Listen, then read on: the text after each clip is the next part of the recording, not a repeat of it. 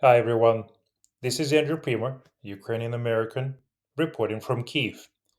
In today's podcast, Week 158 of Russian invasion of Ukraine, and this is the second week of March 2025.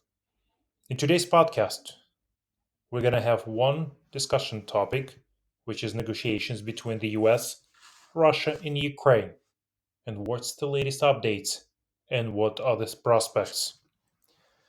We have heard many speculations lately, massive pressure on Ukraine from the US, and open and closed conversations between Washington and Moscow. What is happening at the moment and what is awaiting for Ukraine in the future? So, what is the Russian position today and what the Kremlin wants? So, what the arguments will the Kremlin use to pressure the US? What will it bribe the US with? And what will it want from Ukraine? There are at least three dimensions to this negotiation position: the declared position, and the position that will probably be voiced in the close part of the negotiations, and Putin's real position. And these are three different positions. The first, declared one, is the maximum increase in rates under the given conditions. It was leaked to the Washington Post a few last week, dismantling the fascist regime that what Putin called. Four occupied regions remain with Russia, at least within the borders occupied by the Russian army, Ukraine's non admission to NATO, a guarantee of the Ukrainian army combat capability, and of course, the cleansing of the Kursk region, but the Russians are clearly demonstrating that they want to carry out themselves. So the second is the position of the Russian negotiation team, in which, judging by the everything, Kirill Dmitriev plays a major role, the major negotiator. He expresses the position of those who would not mind at all to agree on their own terms and really end the war. This is the position that all these officials demands. The official demand can be carefully moved, which means dismantling the fascist regime in Kiev. It may also be about scheduling elections in the country, which should be scheduled anyway if the war ends.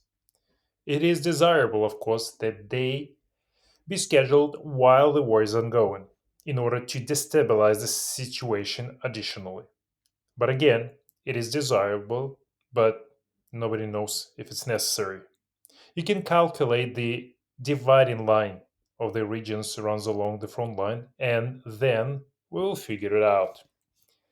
Perhaps this is also about the beginning of negotiations of the fate of Russian frozen assets, where the Russians will offer a gesture of goodwill. For example, Russia agreement to transfer part of the money to Ukraine, but only for reconstruction, in no case for armaments. So that part of this money goes to Russia itself to restore the occupied Ukrainian territories, plus the proposal to wrap it up with a big investment agreement, not in Ukraine, but in Russia, so that American businesses could come to Russia under some special conditions, and those that remain there could be legalized again. What arguments will the Kremlin put the most pressure on? They will try, without even starting full fledged negotiations, to win as much as possible where possible. As soon as they see that a certain point is not even met with understanding but attention from the Americans, they will put pressure on this point because they can really push it through. They need Trump to say during a conditional phone call with Putin that he understands and perhaps shares some of Russia's claims, but rather he understands that's enough. This means that he claims the claims become a negotiating point, and then there is the discussion of a meeting between Putin and Trump, which the Kremlin clearly doesn't want to hold in the near future. But at the same time, it needs to be talked about, so that it's clear that they are interested and want to, but something is constantly getting in the way. And as for the third plan, Putin's own plan, it hasn't changed at all. Putin puts on his uniform and goes to the Kursk region to show that he is in favor of continuing military operations and sees them as a success. He agreed to the proposal of his entourage to try to catch something within the framework of negotiations about negotiations. Maybe some lifting of sanctions will be managed. Maybe some banks will be connected back to SWIFT. Maybe the withdrawal of the armed forces of Ukraine will be organized somewhere. So Putin went to the Kursk region to show the success of the Russian army. Yes, to show that the Ukrainian army was driven out of the territory of the Russian Federation because it's clear that this territory is perceived by the Russians as a territory of the Russian Federation, and all the newly annexed Ukrainian territories are not.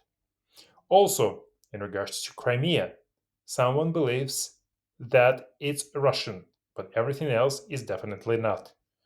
It is also a demonstration of his own entourage and those who advocate for the earliest possible negotiations that he is ready to play at negotiations, but there will be no serious negotiations.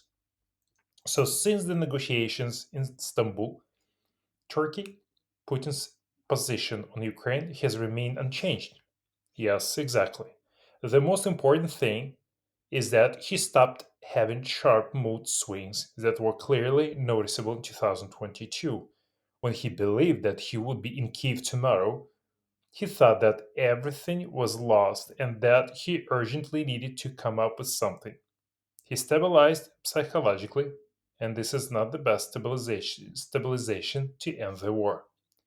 In a recent article, British military strategist Lawrence Friedman identifies four factors on which Putin's strategy will further depend: the situation on the battlefield, the factor of occupied territories, President Trump's good attitude toward Putin, and the ability to prolong uncertainty. We talked about two. Let's talk about Trump's attitude and the occupied territories. The relations with Trump are important because the Russians see that Trump makes decisions emotionally and personalized. Accordingly, the American system disrupts the adoption of collective expert decisions. They will try to use this to try to overturn the situation through Trump. But at the same time, Trump creates a framework in which Vladimir Putin must want peace and supposedly wants it very much. Isn't that a very good framework? Yes, it's bad. And Putin is constantly trying not to enter this framework to the end. But Trump doesn't change his position either. His task is to get Putin to the negotiating table.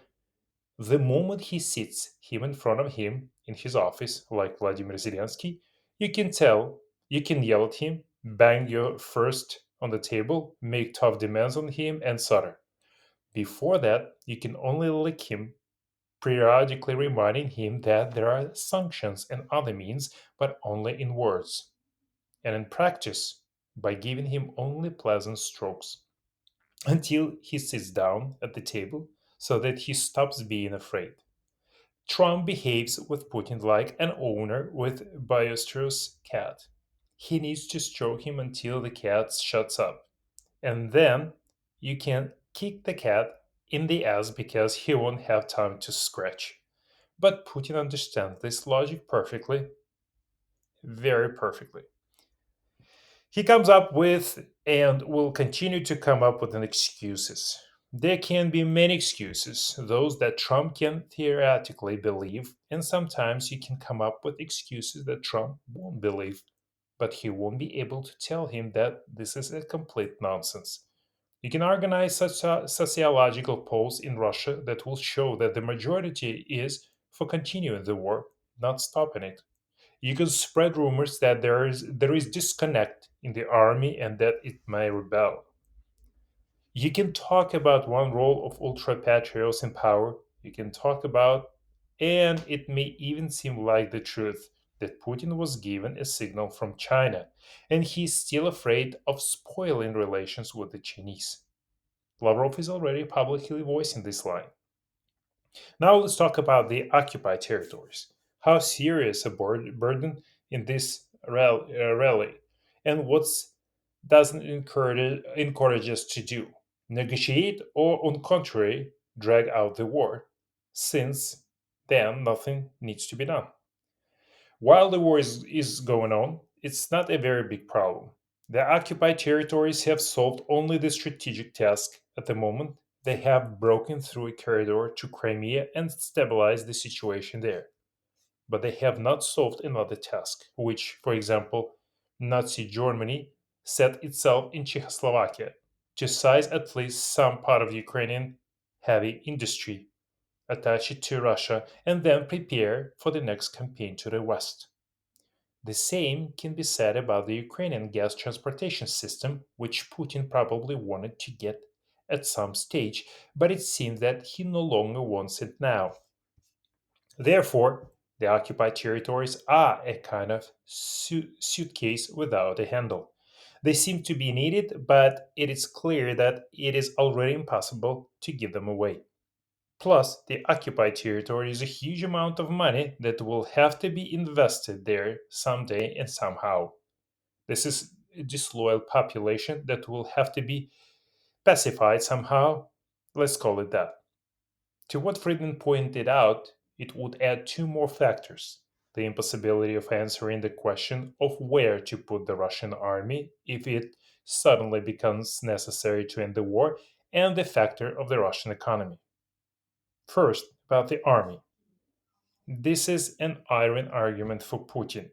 If Russia is ending the war, what to do with the army, with a million desocialized people ready to kill, often with destroyed families, and the illusion on frontline brotherhood among them? The secondary is the Russian economy. All the money that was there, from which Russia swelled after the imposition of sanctions, because money stopped going to the West to a large extent, they invested in the military industrial complex. They overheated the industry, overheated the economy along with it. Putin has hundreds of thousands of people who are used to receiving good salaries, not at the front, but at those factories. And all this will collapse at one point, at one day. The military economy cannot exist without the war. It becomes absolutely unprofitable. And this is another additional condition. That is, he can say in negotiations with the Americans, "Well, guys, I invested money in the war. I need investments from you so that I can get out of this situation painlessly. You don't want my whole country to rebel, and in 6 months there will be a conditional Yevgeny Prigozhin with nuclear weapons. You know how to negotiate with me, but how will you negotiate with him?" This is another horror story and one based on real risks. The Institute of War says that the Russian economy will experience serious problems in its defense component as early as the fall of 2025. Will it happen? Obviously, yes. Look, but it's clear that they are trying to let off steam from the overheated economy. In Russia, military industrial complex enterprises are bankrupt. Their regions have spent so much on supporting both military personnel and the military industrial complex itself that they have, I'm afraid to be wrong, 83 regions are bankrupt. If you don't take into account the occupied territories, which has actually 85, then there is a feeling that only Moscow, perhaps St. Petersburg and Tatarstan, are not bankrupt. Just few regions that are still doing fine, but the rest are in a very economical and financial positions. Big problems in the coal regions. They cannot export coal and they have been defaulting on salaries for 6 months, a year, in general, like in the late Soviet Union. All this looks like when the military industrial complex starts to sink and drags everything else with it. What interest groups in Putin's entourage are represented by this, albeit illusory, negotiation process? There is a broad group that would like to end the war. I think that it partly includes the military, because the military understands better than others how bad things are for them. Putin is playing the game of who has it worse off, in the hope that Ukraine has it worse off. And then he, therefore, wins. And the military cannot help but see that in some situation, this is a war, like the Battle of Borodino back in the day, where in reality there are neither winners nor losers. If Putin sees victorious relations, then the military sees the situation on the ground and an increase in the number not of evaders but of deserters from the Russian army. A decrease in the number of weapons because Soviet weapons are exhausted, and on the Russian side too. There are significantly fewer of them. Also, against the war is business that doesn't make money from the war but sees the threat of nationalization. This is even this is even the Russian people who, according to the available qualitative but even quantitative analysis, are tired of the war. There are just further nuances whether the people would like to end the war by destroying the Ukrainians with a nuclear bomb or simply to somehow come to an agreement with them. And the war hubs. There is a shortage with the hubs. It's clear that there are some military personnel who are still for the continuation of the war. There is a propaganda, a very strong propaganda, and people who engaged in it, the main beneficiaries of this war are those who directly make money from the military industrial complex. The military industrial complex, which is aware that it is bankrupt already, and it's completely unclear how it will be saved. Perhaps it cannot be saved. Conditional Z patriots, 7-10% of the population, who are ideologically for the continuation of the war and who believe that victory is possible. The majority is for ending the war, and high quality sociology provides some kind of a turning point as soon as talk began about a possible end of the war. Active opponents of the war began to speak about it publicly. They are no longer so ashamed and not so afraid. Well, the expectation of negotiations always expands the field of supporters of peace. The conditional 70% is a swamp of Russian society that is not going anywhere, is not changing at all now. Rather, it is developing toward ending the war. Under what conditions can Putin be convinced, not now, but in the foreseeable future, that he will take more through negotiation than through war? And is this possible during Trump's presidency? Well, it's hard to say. It's clear that dictator Putin can be drawn into negotiations. This is a realistic task. And if within the framework of these negotiations, Trump says that yes, all the conditions suits us, the occupied territories remain yours, and we begin to turn Russia, as under Jimmy Carter, into our partner country to oppose China. We are given another trillion in investments into the Russian economy. You will not die when you stop the war.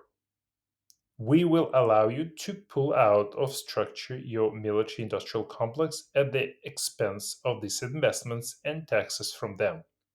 We allow Russian oil and gas back into the world market, but you put them under our control. So, most likely, the correct answer is a system of very large agreements with Russia, which I absolutely do not understand why Trump would need. Let's say Trump somehow decided that he needed all this. He loves Putin and he loves what Putin's doing as a dictator. So then you can imagine that Putin would get excited, then he would be able to get more from the negotiations and then develop Russia, rebuild the economy, modernize it, and take over Europe altogether. That is, this is the only option in which Putin could believe in the advantages of negotiations over the endless war, if all his, in fact, huge problems are solved with the help and at the expense of the United States. Therefore, the base scenario for us remains an endless low intensity war. without any negotiations, without any special illusions. Thank you for listening. If you like my podcast, share with your friends.